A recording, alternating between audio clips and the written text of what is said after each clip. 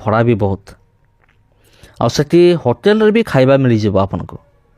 ଯଦି ଆପଣ ଚାହୁଁଛନ୍ତି ହୋଟେଲ ଖାଦ୍ୟ ନ ଖାଇକି ନିଜେ ରୋଷେଇ କରିବା ପାଇଁ, ତା'ର ମଧ୍ୟ ବ୍ୟବସ୍ଥା ରହିଅଛି, ଆପଣ ସେଠି କରିପାରିବେ।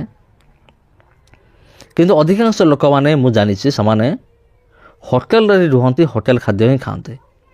କିନ୍ତୁ ଆପଣ ଯଦି କୌଣସି ଗୋଟେ ଅଲଗା ଜାଗାରେ ରହିକି ନିଜେ ଯଦି ରୋଷେଇ କରୁଛନ୍ତି, ଯଦି ନିଜେ ରୋଷେଇ କରିପାରିବେ, ତେବେ ଆପଣଙ୍କର ବହୁତ କମ୍ ବଜେଟରେ ଆପଣ ରହିପାରିବେ, କମ୍ ଖର୍ଚ୍ଚରେ। ଆଉ ଦେଖନ୍ତୁ, ଯଦି ଆପଣ କୌଣସି ଜାଗାକୁ ଯାଉଛନ୍ତି ଭିଜିଟ୍ କରିବା ପାଇଁ, ଧରାଯାଉ ଆପଣ ଏଦନ ଉଦ୍ୟାନ ଗଲେ, ଏଇ ଯେଉଁ ଦେଖୁଛନ୍ତି ଆପଣ, କିମ୍ବା ଧରାଯାଉ ପ୍ରଭୁ ଯୀଶୁଖ୍ରୀଷ୍ଟଙ୍କ କବର, ପ୍ରଭୁ ଯୀଶୁଖ୍ରୀଷ୍ଟଙ୍କର ଜନ୍ମସ୍ଥାନ, ଗାଲିଲି ସମୁଦ୍ରକୂଳ, ଜର୍ଦ୍ଦନ ନଦୀ, କାହ୍ନା ନଗର,